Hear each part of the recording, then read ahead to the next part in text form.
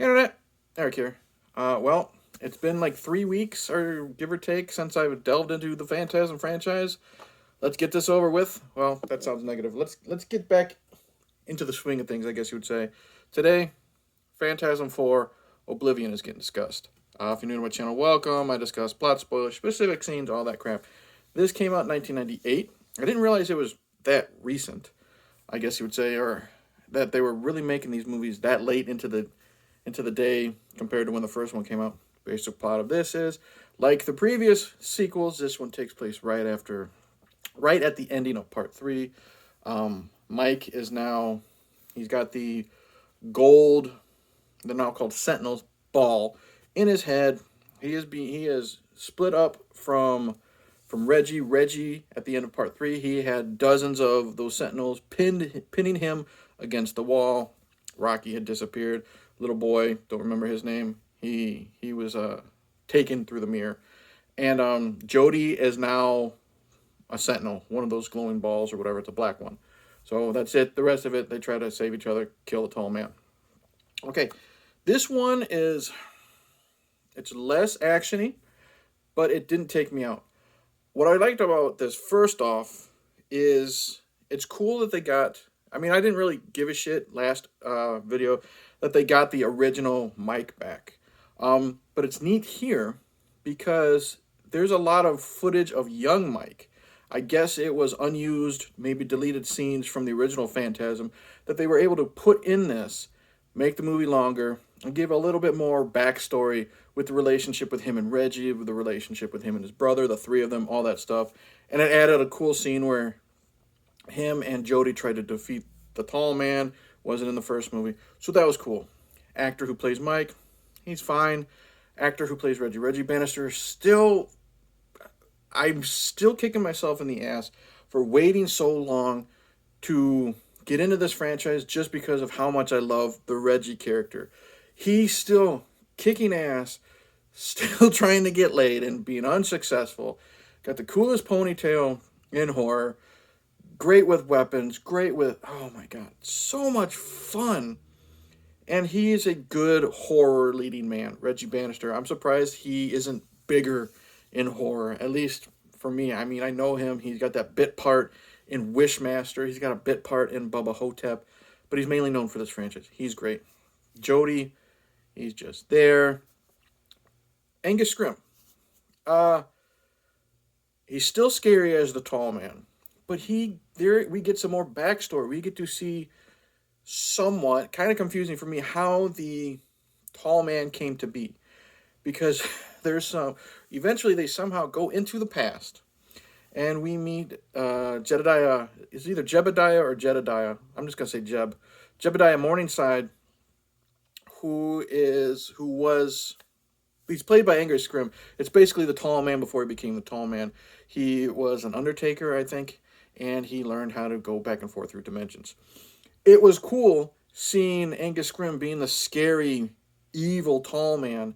I mean, the first time we see the tall man here is unused footage from part one, and it's Mike, future, present, whatever you want to call him, present Mike driving down, and he's remembering the tall man driving down the road, runs over a dog, and it's really cool. Don Coscarelli, he really makes the profile of the tall man driving fit with the profile of like Mike driving. Anyways, it was cool seeing Angus Scrimm being the evil tall man and also this kind, inquisitive Jebediah Morningside. Other characters, there's a hot blonde that Reggie tries to pick up. She's there to look pretty. Other than that, there's really not a lot of characters in this film, which is okay, because the only ones I really give a shit about is Mike and Reggie. The gore in this. Gore in this is pretty good overall.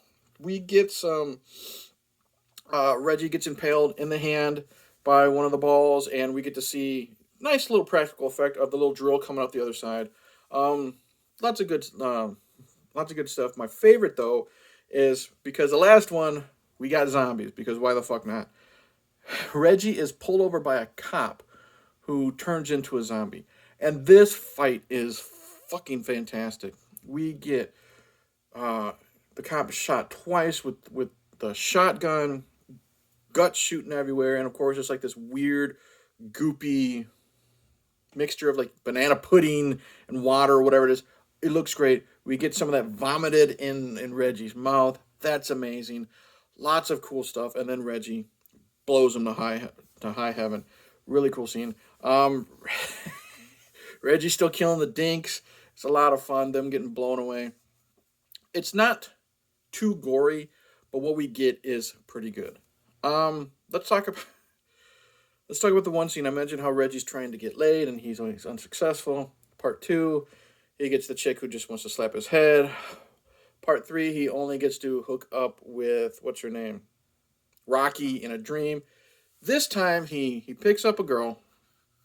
I go to a hotel.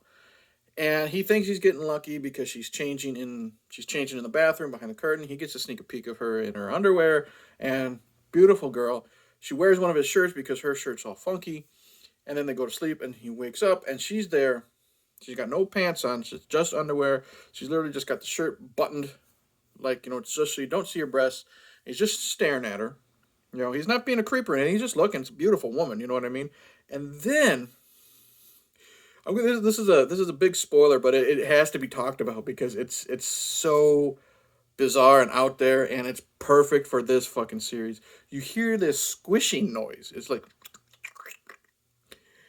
and it's coming from under her shirt. So he unbuttons that, and you got 2 fucking sentinels right where her boobs should be, and they're like inside the skin, and they come out at it's so fucking bizarre. I hope by part 5.